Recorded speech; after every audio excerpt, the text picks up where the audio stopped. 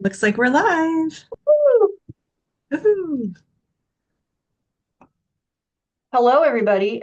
Oh, there it is. Okay. I got to get the link. Got it. Yeah. Okay. Welcome to the weekly roundup for Yeah. January Right. 23rd, 2025. Is It's it just cold Terry where and I you today. are? Yep, it's cool where I am. Bundling up. It's that time of year. Yep, Terry and I were just talking before the roundup started about hiring teachers and what is your process? Does it look different depending on the experience of the teacher? Those are kind of the questions that have been coming up.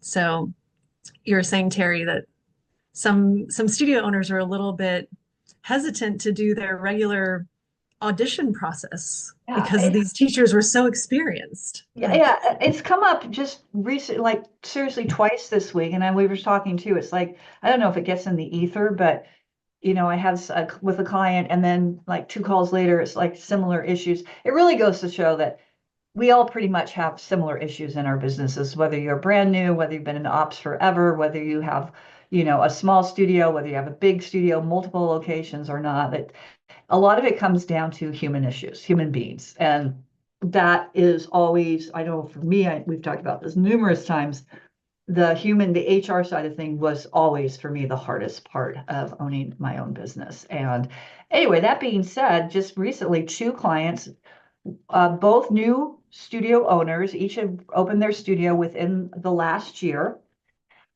Neither one are experienced teachers, right? They themselves are not super experienced teachers. And they both were like almost, and in each case, they went ahead and did it without, and then had some, or like, ugh, I shouldn't have done that. And what it was is that they felt that it was too condescending for them to ask and a really experienced, long tenured teacher to do an audition class for them. And I was like, why? Yeah.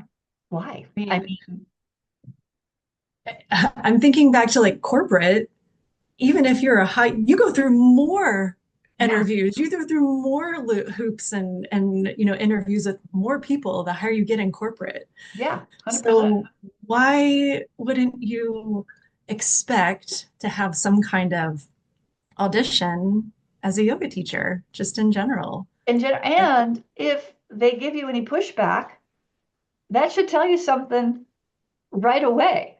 Yeah, Like, yeah, oh, I don't need, my shit doesn't stink. I don't need to do an audition, it's a good point. It's a right? very good point.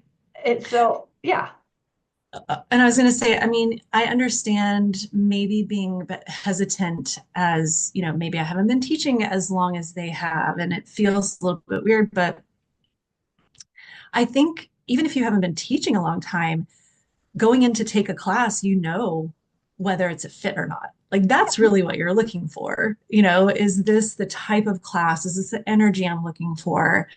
Do they have a good attitude about it? Like it's not all about the class itself, but you should be able to, as the owner, even just know, like you were saying too, like there's some studio owners that aren't teachers at all. yeah, So, but you get a sense of like this is a fit or not, and yeah. you'll know from that audition. Absolutely. And then the other thing you can do with an audition, and I did this, is like you invite the rest of your staff, your teaching team, or your just not even but your staff in general. And I know some studios will even invite, like sending, and like we're having this class, it's free, it's not on the schedule, like even members, and community members can come take the class so that they have more than just a few people in the room, which I never did, which I really actually like that idea. Mhm. However, you could have some of your more experienced teachers, they can take the class. And then if you're unsure about the mechanics of teaching or the specificity of teaching, then you could get feedback from them. But yeah, to Carol's point, I mean, I remember that our head of HR when I worked in corporate, and it was a Fortune 500 well, almost $1 billion company, but this was, 20 years ago. So I think they probably are at this point. Anywho, doesn't matter. So our new head of HR of the whole corporation was doing site visits to all the different facilities to meet the blah blah blah. And his name was Tom, really nice man. I really liked him a lot. Anyway, we were talking about HR stuff, and I don't know how it came up, but he said about in terms of interviewing is that impression, that first impression. We always say, like with the first visit flow impression, but first impressions do count. He said typically and through his years of research and it shows, like social psychologists, it shows that when someone's going in for an interview, the interviewer pretty much knows within the first 5 minutes whether or not they're going to hire this person. And then if the interview's an hour, typically, right, they spend the rest of the interview either confirming what they felt or finding a real compelling reason as to overturn their initial doubt. So, like to your point, Carol, it's like even a brand new studio director, that you're not a yoga teacher, that's where it's that intangible. Mm-hmm. Well, and with that being said, I think it's the same for a yoga class. I Yeah. can tell within the first 5 minutes of a yoga class if it's a fit or not. Yeah. So to do an entire class sometimes is very painful Yes. in that process. So I want to say one of our other studio owners in the network did this. I think this is where I got this idea, but they did like 15-minute, like they had a lineup of, 6 new potential teachers. And it was like everybody had a 15-minute slot or a 10-minute, maybe there's a little break in between. Right.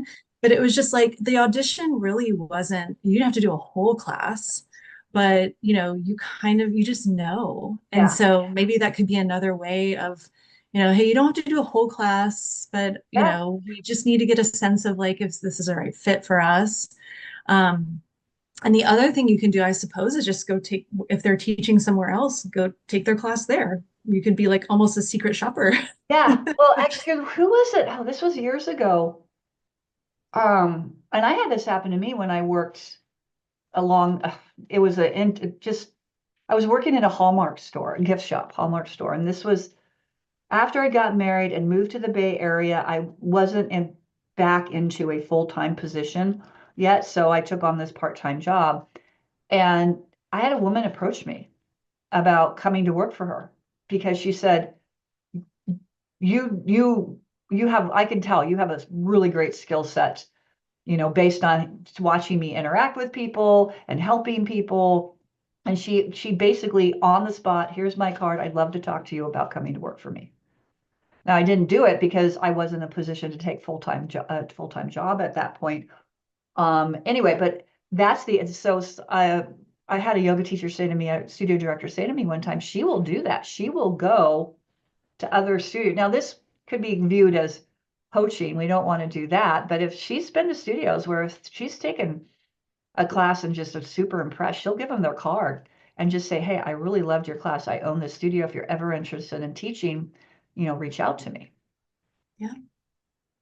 I mean, that's sort of keeping your bench warm, right? You're sort of identifying talent, and it might not, just as like a bigger perspective here is if there's somebody that takes class a lot and have you ever reached out to them and said, or, is really into it and a part of the studio already as a student, have you ever reached out to them and gauge their interest in teacher training? Because maybe it's somebody that you could kind of nurture through that whole process. And so I think that is another piece of the puzzle here is like sort of keeping your feelers out of who's interested, who might be a good fit, just from the people around you already. Never know if you actually have a teacher at your studio that hasn't said they're a teacher. I had that happen to me. I had a young woman, is Amelia, and she showed up at my studio one time, and she did our intro, and then she signed up for our membership, and she came, pretty regularly. Now, I should have known just based on her practice, because she practically could talk in studio. Her standing head to knee was amazing, right? I should have just practically known, but I was just like, and then somebody told me she was a teacher. I'm like, And I went to her, I said, oh my gosh, Amelia, you're a teacher. She said, oh yeah. I said, well, first off, this was back in the day when we used to give yoga to Bikram yoga. If you were a teacher, you never had to pay. And she was like, oh, no, no, I'm not actively teaching. Therefore, I felt I should pay for yoga. But anyway, out of that conversation, she ended up, I said, look, I always could, are you in position? She said, well, I'm really, she was in an unsettled, in a long story. She started subbing and then eventually she ended up having, I think she taught 2 classes a week and she was fabulous. But yeah, so there's lots of different ways you find teachers. But again, circling back to what the top of this was about is, what is your process for hiring? Not just in general. Usually people have a process for hiring non-teachers, support staff, front desk, things like that. And what is your process for hiring teachers? Carol, what was your process for hiring teachers? We typically we always had an audition class, always. And we did invite the other staff members. It wasn't a publicly open class, but we would invite staff members. And again, it's sort of like you could tell right away. That's where I think I would, if I was doing it now differently, it would be 15 minutes, just teach the first like 15, 20 minutes of a class and we're good. And then we'll go from there.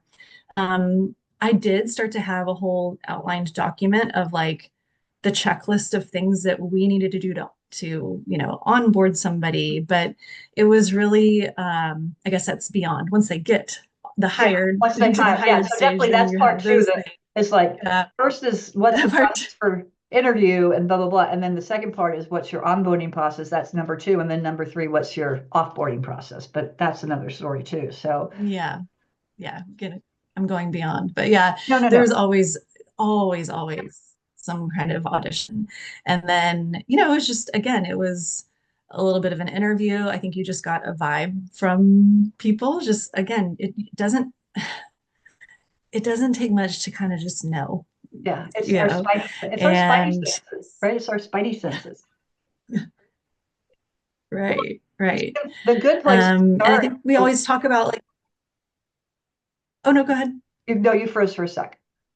It's always good to talk about. I was just going to say the things that we talk about are, do I like this person? Do they share our same core values? And are they willing to take feedback? Does it seem like they're open to that? I think those are some of the big pieces of, if you can answer those questions, yes, then they're usually a good hire. And one way you can, I think, preempt someone who maybe isn't a good fit is just what you said. Have like on your website, I have several clients that have like, we're hiring. Like when if you're actively hiring, have join our team or we're hiring. And ideally, you can have that up all the time, right? Interested in joining our team. If you're actively hiring, you can have we're actively seeking, da, da, da, da, da.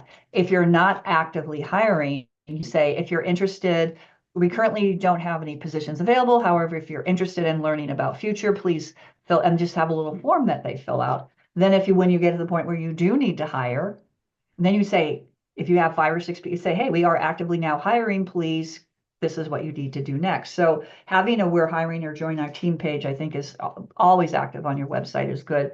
And then I actually had a couple of clients that at the footer of all their emails, they have in the footer of their emails, interested in joining our team with a link to that page. So those are some, because it's just like you market when you're busy so you don't get slow.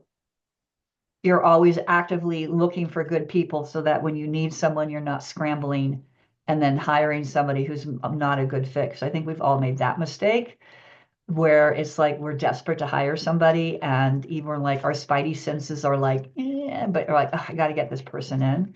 The I motto, just need to fill, hire slow, fire fast kind of thing is the typical motto. But certain things like, why are you interested in being a member of our team? And like you said, Carol, what are the questions you said are what were the 3 questions Question.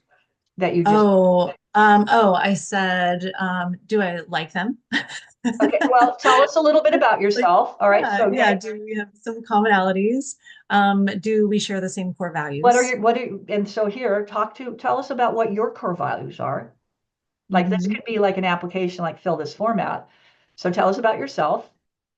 Like, why do you want And to I think, hire? And then, yeah, and then the yeah. third one was, It was like, can they take feedback, which I think would be a bit challenging to maybe get to in an interview, but you could always do like, tell me a time when you are faced with a challenge that, a how did challenging you student, respond? or how did you respond? So, you know, it could, there are some questions you could get to Yeah, just a little bit of their personality and how they react to challenging situations. I think exactly. alone is a big, And some of that you can even just like weed out just by some of those questions, just have a Google form or a type form or something where they have to answer a series of questions and then upload like their resume.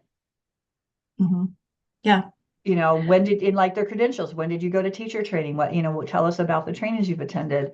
And then upload your resume. And actually, one of my clients did this, I thought was brilliant too. They were at the summit. Oh, we came up with it at the summit, as a matter of fact, is send us a short video of why you would like to work at, and then, Nomad yeah, Yoga, right? Because that was interesting too. And I watched some of yeah, the videos that the candidates sent in, and I thought, oh, wow, I love that too. yeah. Because it also shows if someone takes the time to do all of that, they They're really are. serious. They're Yeah, serious. yeah.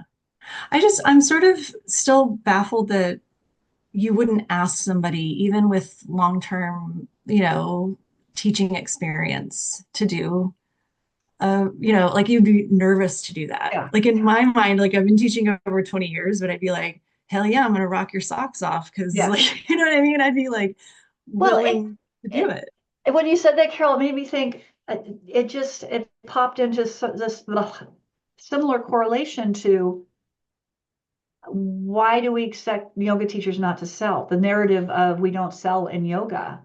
Maybe it's the similar kind of along a similar lines. It's just because someone's been teaching a long time.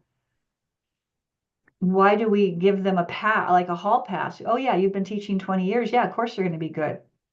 I Mhm. can tell you, I've taken teachers class. In fact, I would argue in most cases it's the opposite. I have found taken some fabulous classes for brand new teachers. They tend to Mhm. be way more enthusiastic. Yeah, maybe they're not as polished. Maybe they might hit rough patches, but you can feel the heart and soul versus someone that's just going through them. And I'm not saying those experienced teachers out there, this necessarily falls to you. I'm just saying, you guys all know I've talked about my tale of woe about not being able to find a yoga home here. And I've just been underwhelmed with the exception of one teacher that I've met here. I've just been underwhelmed by the teaching in this area. Um, all of them I'm sure have been teaching forever. So anyway, it's just why do we expect someone just because they've been doing something a long time to rock our world? Well, and then I also wonder if it's a deeper rooted, like where we're almost indicating to the new prospective hire, you know, that this isn't a serious business. Like if I take my business seriously as an owner, I'm going to audition you just like I do everybody else Yep. and treat you the same and make sure that the credentials are there and that the vibe is there and like letting things like that slide or feeling like you can't ask somebody to do that kind of already sets you back. It puts Great. you on your heels a little bit, like I'm the owner and I should be able to ask these things. So it almost gives them more, or takes away your power as an owner, I think. Oh, and so you just said something that made me think of something that we've talked a lot about with the fingers. I'm going with the fingers. Is perhaps this is where then we passively and maybe passively and not even what's the word I'm looking for, knowingly, like subconsciously, we are also saying, we know this is just a side hustle for you. Yes. We know that Yes. you have this other job that's more important. So I think that having that, like you just said, I just was like, whoa, it's like, I'm not going to do this because blah, blah, blah. It's like, then that because I hear that a lot. And, I've been on my soapbox about that a ton. Is like, why do we feel that I someone's lost your doing sound. us That's so weird. what happened? Hmm. Are you still there? I see Are you. you there, Terry? Yeah, I see you. So bizarre. I can't hear you. You can't Oh, hear me? it's my internet. I'm so sorry. It must be because I can see and hear you. Okay. Okay. Apologies. I was That's, like, can you hear me now? yes. Okay. Can you hear me? So it kind of goes to that whole narrative of, to you saying, it sets the tone that this is a real business. I take my business seriously. This is a big girl business. I have my big girl panties on, or my get big people pants on, and I expect this. And I don't care if you're teaching just one class a week. I don't care if you're just subbing at my studio. This is what we expect. Yeah. Food for thought of you there out there in viewing land. Mhm. If Yeah.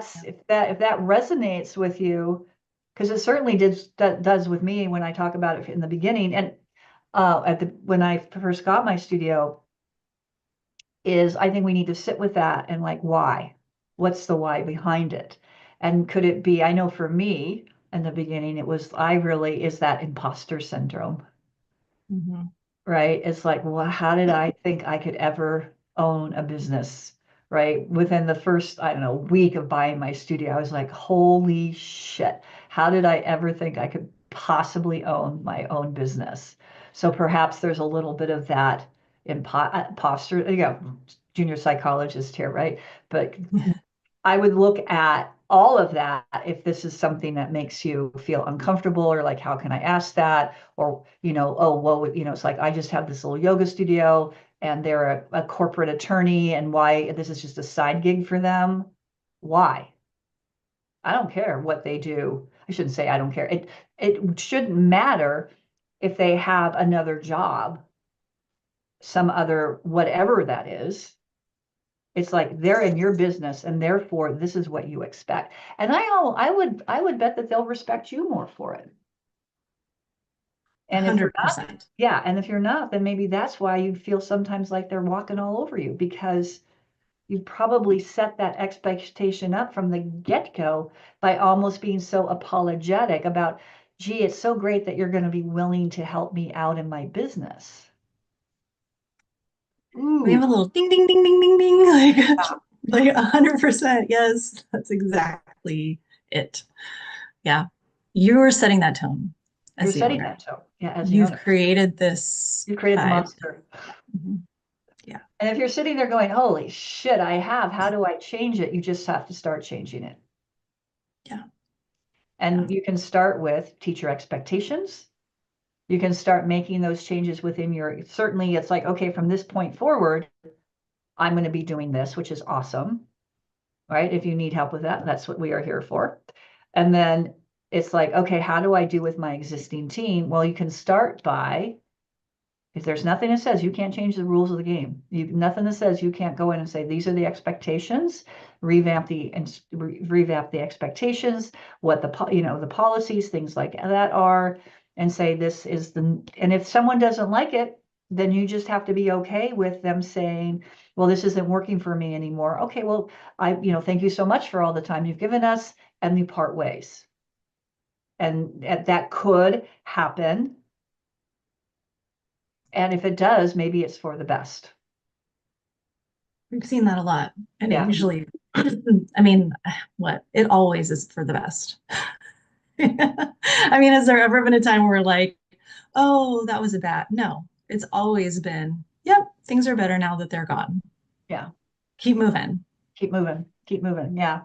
Yeah. I had a client message me last week that he had a teacher has had a teacher that had already said that they were going to be leaving in, I think it was April, to follow their boyfriend, their partner, to Australia, whatever it was. They were leaving because of that. Fine. Knew that that was happening. Well, then all of a sudden this teacher's behavior started to shift. And maybe it was that short timers thing when you know that you're about to leave somewhere. and it became very toxic. His behavior became very negative, and the owner was starting to get feedback from not only teachers, but some students. And so he's like, what do I do? I said, you need to have a conversation. So he had the conversation with him and basically told him what he told me he did after our conversation was he wrote out what he wanted to say and then practiced it before, because this was something that he was really, really nervous and anxious about. And it is, dealing with humans is the hardest part of our jobs. And wrote out what he was going to say, the points that he was going to say. I suggested just write it out. What are the key points you want to focus on? Keep it perfect, all of those things. And at the end of saying, and I just need this very specific behaviors. I need to see a change in these behaviors, or this is just going to work. Mm-hmm. We'll have to, and he did it. And the teacher thought about it and came back and said, nope, I don't want to do that. I said, okay, well, this is your last class. Then gave him it. And then he was like, what do I say? And then we talked about the response to say to people. This is what you say if somebody asks. And just say, he has chosen to leave earlier than he expected. We wish him well on his journey. Mm-hmm. It's that simple. You don't need to get down in the weeds. In fact, in most states in this country, and I'm sure it's pretty much universal across the world, you don't want to get down in the weeds about why somebody left an organization. That's very confidential, private, and you can, depending on where you're at, you could get into big time trouble, right? You always just want to say, keep it professional, we decided to separate. He changed his plans changed, he decided to leave early. We wish him the best success. Boom. Simple. And I gave him a lot of credit because sometimes in that case, knowing that an employee or a teacher is going to be leaving in a couple of months, maybe you just kind of like, oh, I'll just kind of clench my teeth and just because I'm afraid to let this person go. Definitely that happens too. Yeah. That was very brave, that studio owner. And what a good thought about preparing exactly what you want to say and practicing it. I think that for like people like me who just don't love speaking off the cuff, like that would really help. So yeah, kudos. And then also preparing what he was going to say to the team. Mm. He wrote out, and then he said we wrote out what he was going to say to the team, and then what the team should say if someone, and this is important too, is like not only what the owner's going to say to the team, but what the team should say to a client who says, well, what happened to Carol? Yeah. Yep. Right. And communicate to them, this is what we say. Mm-hmm. And if someone pushes back and wants to, because I don't know about you, some people are just very nosy and very pushy, and right, they want to get the girly gossip. And you just say the same thing Mm-hmm. over and over. This one I learned from Mr. Jerry, Terry's dad. You just keep saying the same thing, and eventually they'll get it and stop asking. They're looking for there's no more information to give you. They decided to leave early. We wish them all the best. all the best. That's all I know. Even if I know more, that's all I know. Yeah. And I actually, at one point, I had a client that was very light. And at one point, I just said, I am not at liberty to discuss that information with you. And he was like, oh, he finally got it. Yeah. Some people need very direct language. Yeah. Sometimes and this guy was a retired cop. He was a PI now. And I realized I just need to straight up say to him, it's none of your fucking business. I can't talk about it. Yeah. Anyway. Oh, all of those things. So what do you do? Where do you start? Draft out if you don't have it.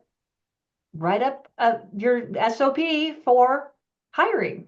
Mm-hmm. And have one for teachers and have one for support staff, because a lot of it will be the same. They can fill out the same application. They can answer the same questions on the website. The only difference might be is that truly the only real difference I see, Carol, is you're going to do like a quick, like a 15-minute audition, which can then book the interview first 15 minutes. 15, 20 minutes is the audition class, and then the rest is the interview. And then with everybody else, it's just a straight up interview. Yeah, I agree. Oh, what do you think of this idea? Although this must be a little bit harder just because if they don't know the system, is like having the front desk audition. Oh, could you do that? Have them come in and like be on shift for 10 minutes and just see how they interact with people? I don't know. I don't know. Could you do that?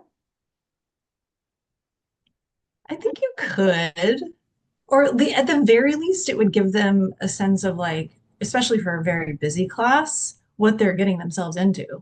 Like, You and know, yeah, you could say, why don't you schedule the audition or the interview at a time where they can come in and say, we'd like you to come in. We'd like to come in for an interview, and we would like you to come in at this time because we would like you to observe what it's like at our desk. So you understand, like that idea.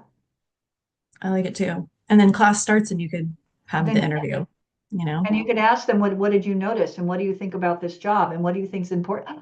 Oh, I kind of like that. I think we just came up with a great idea. That's a good one, Terry. That was you. I think I like that. I like that. Yeah, yeah. Because it can get really fast paced. It can get stressful, Mhm. especially in busy studios. And they need to have really clear communication skills and they need to be able to, in a very quick split second, decide who priority wise, who do you need to talk to and, and how to manage Yeah. that, Yeah. all the things that are happening at you. Yeah. Have the Yeah, actually one thing I did do for the desk staff is I did a 15-minute 10 to 15-minute phone interview to start when I got the applications, because they were making phone calls. I wanted to hear how they sounded on the phone. And That's a great idea too. if Yeah. they didn't sound good on the phone, like, then I would say, okay, thank you for your time. We'll be in touch. And like, you know, check, check, check. Um, so I do like that. Come in and observe, check in, and then ask them what they think about it. Oh, and here's the other thing too, is I had a client that is actively hiring for desk staff, and they do have a really very robust, it's a busy studio, multi-location, and they do have a very robust hiring system, right, in terms of how they do everything.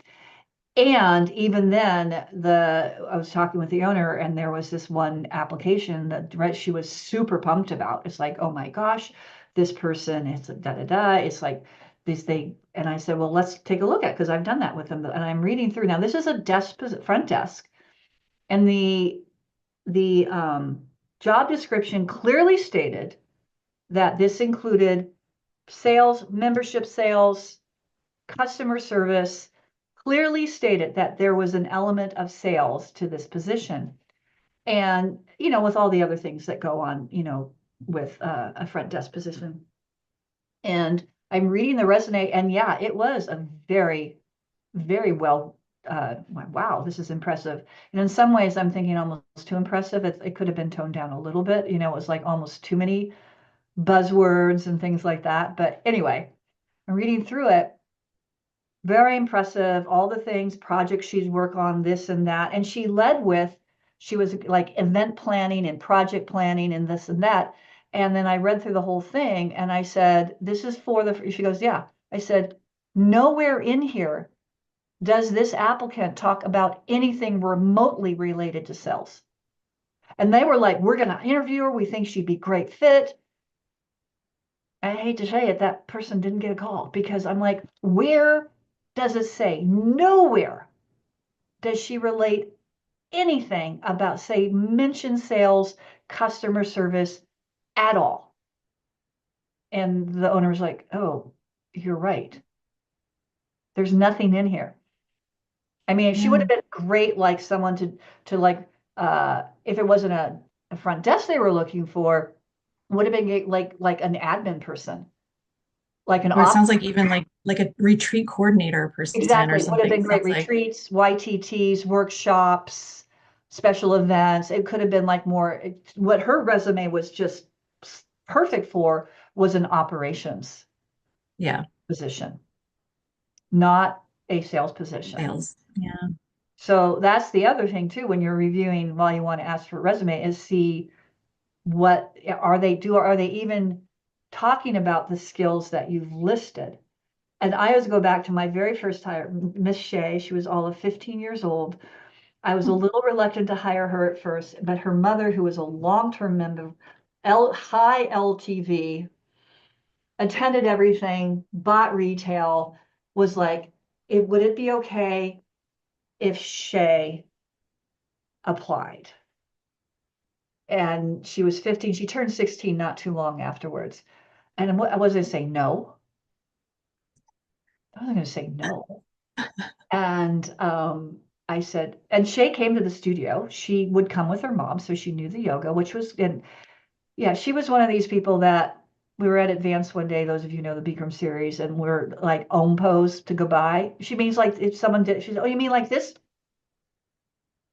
Right. Yeah. Anyway, Just that her miss. resume, it actually turned out that one of her projects for her English class, her that year, or I guess it was her sophomore year, was they had to write a resume. So she wrote her resume for my job, for the job that I, and the thing, and one of the primary reasons I hired her for multiple reasons, but one of the reasons I really loved about her resume and going back to the sales is this was her first job ever. And it definitely said sales and customer service. So she was a Girl Scout. She talked about her experience selling Girl Scout cookies and what she did and how she did it. And she set up stands at the local market. And then she also, blah, blah, blah. And she talked about how she got Girl Scout cookie orders. I'm like, bam. Yeah. Good for her. Yeah. Oh, people loved her. She was this tiny little thing, and she was just bossing the adults around. She had talked, and she was just, and she's like, Carol, you haven't signed up for our membership yet. You really should sign up for our membership. It's the best deal. She was like fearless. She was absolutely I'm back to fearless. not hearing you. I don't know what happened. Oh, we went back to, okay. Well, I'll just keep Okay, talking. now you're back. Now you're Okay, back. anyway, Sorry. she was fearless. So I think that's the point, is that you got to hire for the position you're hiring for, make sure that you're hiring for the position you're hiring for, check all the boxes that you're hiring for, and don't be afraid to hire what you're hiring for, and have a process to hire what you're hiring for. And own that process and know that, yes, you have a real business. Yes. And if you Treat treat it it as like a real such. business, then that you'll get the respect that you need and deserve. Mic drop on that one. Well, segue. This just was popped into our new Facebook page.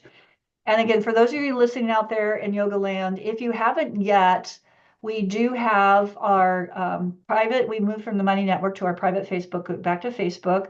And if you're not in that community yet, please reach out and say request, and we'll get you in so that you can be back in our group. And so I will say also that one of our long-term members, and I've known Sam Goldman of Hot Yoga Auburn in Massachusetts. Gosh, I met him right after I moved to Massachusetts in 2009. Sam had posted, I'm looking for it right now because I had it pulled up and then something happened. Let me look at, he posted about, was it here? I can't seem to find it right now. Why is it you can't find what you're looking for? Do you find I it? think I can pull it up on my phone. Pull it up on phone. Recent media, write something. Why can I not find it? Oh, maybe I have it here. Ah, here it is. I just found it. Okay. Got it. Okay. Yeah, Sam had a question. He said, one business seminar I attended talked about 30, 30, 30, 10. And I'm trying to wrap my head around it. And I keep thinking it's BS, or am I missing something? And basically what is 30, 30, 30, 10 is 30% of your budget for operation expense, rent, utilities, insurance, software, 30% for payroll, 30% for profit, and 90% for owner. It's not 100% bullshit, Sam.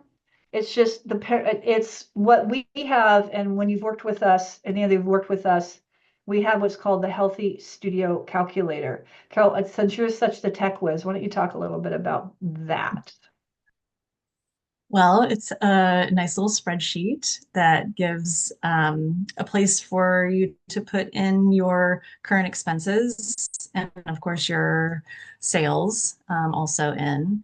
And it breaks, it's not a fully comprehensive list, but we have very general buckets of like marketing and tech expenses and legal and finance. And the spreadsheet basically tells you based on like you put in your own expenses in each of those buckets. The spreadsheet will spit out what we suggest and what we see in healthy studios, what each of those buckets is as a percentage of your revenue. And so I think definitely what Sam has posted is a little bit different than what we see. And I don't know, maybe different businesses have different expenses and and percentages, but our biggest ones basically are payroll, owner pay, and lease and utilities. Yep. And that's 70% right there. 70%. Yeah. If and that doesn't include, that one where he was saying I think 30% included all of their Yeah, expense. he's just, yeah, 30% of your budget for operation expense, rent, utilities, software, et cetera, insurance, software. I mean, yes, and when we talk about in the healthy studio, it's like in lease and utilities. Lease and utilities is your lease and any obviously of the utilities, but software we have under what's called tech. So for lease and utilities, we put that at about 20% or less of your total gross sales. So that's where that bucket goes. And then with payroll, that's everything 30%, and it could be a little bit higher. We were talking about this last week. If your staff are employees, depending on the state you're in, that may have go up a little bit. So 30 maybe to 35% of your payroll would go I mean, 30 to 35% of your revenue would be payroll. And under payroll, you would have the wages. And this is exclusive of owner's pay. This is just your staff, your teachers, everybody else. So that would be payroll, payroll taxes, workman's comp insurance, liability. No, liability wouldn't be there, but workman's comp would be there.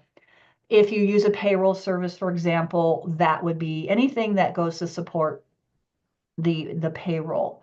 And then when we say owner's pay, so whether you're like I was a W-2 employee, some people, my company, some people are just doing owner's draw, but the owner's pay is separate from payroll. Mhm. And one thing I always coach too is and Carol, I don't know if you did this, but I paid myself a salary. Like I said, I was a W-2, I was a 501, I was an S Corp. So I was a W-2 employee of my corporation. Fry Hot Yoga, who knew I had the perfect last name for my corporation? And so in my payroll, when I did this, I included even though I took a salary, I included what if I was my teaching salary, I put under regular payroll.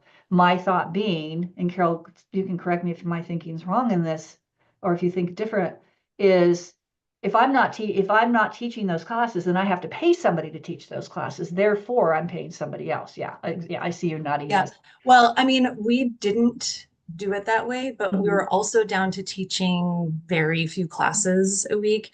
I was. It is something you would want to highlight if you were looking at valuing the business, Mhm. because then at that point it's like, okay, the payroll might be, if both me and my business partner were teaching 6 or 8 classes a week, and we're saying, but the payroll's only this much. No, Just a new that. owner would have to spend, for those If they weren't 14 to teaching all those 12 classes, then the yeah. new owner would have to spend that. So So that, it's smart to do it, to yeah, break it that it's way. smart to break it down that way. And so that, if you add that up, that's 70%. So basically, and the reason we have these numbers, this is based on years and years of YC data. This is also based on data from places, like working with Mind Body and some of these other folks. And so it's not we just haven't pulled these numbers out of thin air. And so if you think about it, so for every dollar you make, 70 cents goes to pay owner's pay and lease and utilities. And so then the rest, then we say 10% is a healthy net profit. So if you if you grossed $100,000, then 10%, $10,000 should be net profit. Now, in Sam's scenario with 30%, some people have more gross profit, or excuse me, net profit, but we recommend if you have a high net profit, put that money to work for you. For instance, I put a lot of mine into my 401k and retirement because I was catching up, since for 10 years I didn't do much as a yoga teacher, right? So a lot of my additional profits went into my retirement, or maybe you put it into savings if you want to buy a building, or you plan to open a second location, or you're like, okay, I know I need to replace my HVAC system I'm going to put that money aside for that. But we like to say to retain 10% of the profit in the business, net profit. And if you're over that, where can you invest that or reinvest that? Right. So, Sam, to your point, if you're watching this, is that's not BS. It's just a little different than how we lay it out. And, the reality is these are numbers that you should be watching for sure. Yeah. Yeah. And well, since we're talking about profit too, I'll put a plug in. One of the best books I ever read was Profit First. It's available on Amazon. It's available as a podcast, download, whatever. It's a way of really organizing your finances, so that you can become, if you're not profitable, you can become profitable. So check it out. It changed how I did my finances in my studio for sure. And it was incredibly helpful. So yeah, so there we have it. And here we didn't think we were going to have enough to talk about today. These are good ones today. Yeah, so post below if what are your percentages at? And it's, whether you have our healthy calculator spreadsheet or not, it's pretty simple. Just look at your P&L and just figure out what percentage, of everything is into this bucket, each of these buckets. And, if you're not profitable, what can you do to get profitable? How do you get profitable? We're here to help. That's why we exist. You should be paying yourself also. Yes. Bottom line. Like that's such a huge piece of every client that we start working with, every studio owner. I feel like. And yeah, and I would argue, even if, and this is for a lot of people, even if you don't rely on that income, like you have a partner that is the income from your partner's profession is what's supporting the family, I would still pay yourself something. Even if you start small. Right. Yeah. And because if at some point, to Carol's point, you ever want to sell your business, I think this is where a lot of people don't realize, or they kind of shoot themselves in the foot, is like they think their business is worth X. And when they go to sell it, it's like, well, no, it's not worth that because you haven't paid yourself anything. And someone else coming in is like, well, yeah, you made $250,000, you grossed $500,000 or whatever, but you haven't paid yourself. Where's that money? Yeah. Why would I buy it if I can't support myself on this, right? So that's just something to consider, right? Just something to consider. And if it really, money's not not an issue, then God love you. Good for you. It's a passion project. Passion All project. right. Well, if it's a passion project, here's a thought. Take the profits and invest in something else. Well, I was going to say, hire somebody to do what you're doing and do it somewhere else, like do it again. Or like you said, like, yeah. So you could have this whole thing running. You don't have to make any money on it. You're able to pay somebody, then your time is free to do more. Yeah. The next passion project. Yeah. Oh, yeah. And if you still like running it, then take that money and donate it. Yeah. Or set yourself up as truly a 5013C, which is a nonprofit organization. But here's the thing I always talk about. Even nonprofits organizations have to be profitable. Huh? Profitable. Yeah. Nonprofit does not mean no profit. Nonprofit means that any money they make is given back in services. So they still have to be profitable because they still have to cover expense. They still have to pay their rent. They still have to pay utilities. They still have to pay insurance. They still have to pay marketing. They still, if they have staff, unless their staff is even if their staff's volunteering, which happens with some organizations, unless you're like in somebody's garage, if you're paying expenses, you have to make money to cover those expenses. It's a thought. Okay. Yeah. Post below. What are you doing? Have you read Profit First? Are you using the Profit First system? I only have a couple of clients that actually have gone to that length to do it. And yeah, interested, let us know. Oh, so a couple of announcements real quick. We do have tomorrow at, I always have to double check. I think it's 12:30 Central Time. Let me just double check before I give you bad data. Yeah, so 12:30 Central Standard Time, because we're still, yes, we will be hosting Arquetta software. They came about during the pandemic. If you're looking to find out information about a different software company, whether you're looking to, move or not, just knowing what else is out there, they're relatively new player on the horizon. So they'll be doing a demo tomorrow, and we will post it if you're not able to attend it live. And then also, the emails have gone out next month on the 13th, so about 3 weeks from now. Sherry Cosimo will be back with the second part of the core values workshop. Again, if you missed the first part, you do not have to have done the first part to do the second part. However, if you want access to the recording, there is, it's in the Facebook group. We've sent emails about it. There is a way you can get access to the recordings if you'd like. Whether you do that or not, sign up for it. Sherry's going to talk about how you can use your core values. If you don't have them, she'll help you walk you through how you define them. And then if you do have them, are they really relevant? That's an interesting thought. And then two, how to use them in your business. How do you use them to help you inform decision? Like to Carol's point earlier, do the core values, when you're hiring someone, do their core values align with your core values, and how you can understand that as well. So that is coming up on the 13th of February.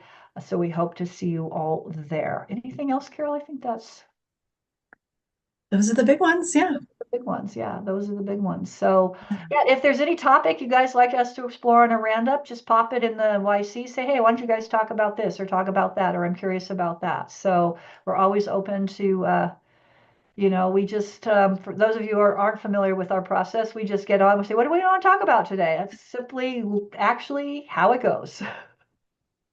And then one thing leads to another, leads to another, leads to another. So yeah. Yeah. Okay.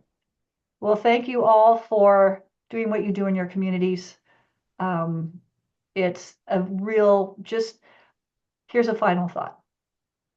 I want all of you listening to this to just take a second, take some breaths, and just really thank yourself for doing what you do every day, showing up to help your communities. That's a big thing. It's a big thing you're doing. And so thank yourself, because sometimes I think we get so wrapped up in, am I doing things right or wrong or this or that? Just sit with that and acknowledge that you're doing a really good thing. Yeah. Yeah. Yeah. Okay, team. All right, Carol, you have a wonderful rest of the day. Go do some yoga. And let's stay positive in the world. Let's stay positive and present. And as my guy I follow on Facebook always says, go with God and please call your mama. Call your mama and ask her what she thinks about the Healthy Yoga Studio info spreadsheet. He is just, I'll have to put, he said something that was so incredibly funny the other day because he lives in Atlanta. He was on his balcony because it was super duper cold for Atlanta. And he's like, I just like to say to all my Canadian friends, would you please close your doors?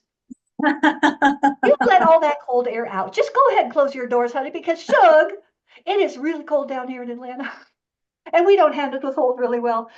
I was laughing so hard I almost peed my pants. So anyway, That's hilarious. so close your Love door it. if you can it up. Yeah. All right.